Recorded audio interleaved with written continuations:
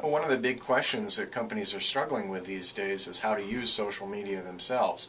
They really can divide it into two major categories. One is using it internally, and so up until now, most companies use a ton of email, they use a lot of phone calls, and a lot of face-to-face meetings, and they don't really have platforms like Facebook or LinkedIn that they would use internally in order to find each other, to have robust discussions going on.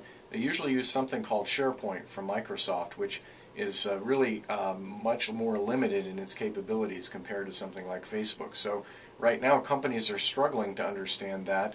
In the meantime, many of their employees or knowledge workers are bringing in a lot of new technology like iPhones and iPads, and the IS departments are really very uncertain about how to connect those to the corporate network.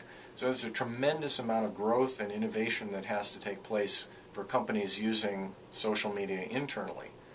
For external use of social media, companies are also establishing Facebook presences. They're starting to tweet. One of the things that they're doing is they're paying companies to analyze the number of tweets.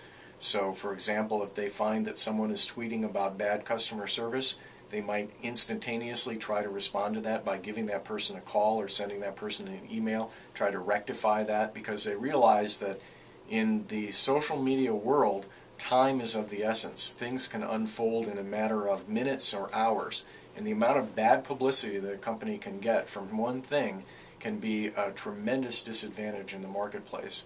So monitoring tweets, signing people up on Facebook, trying to analyze the data that they get from that without violating the privacy of their customers and without violating their trust when their customers give them information, those are some of the challenges that companies are trying to solve right now.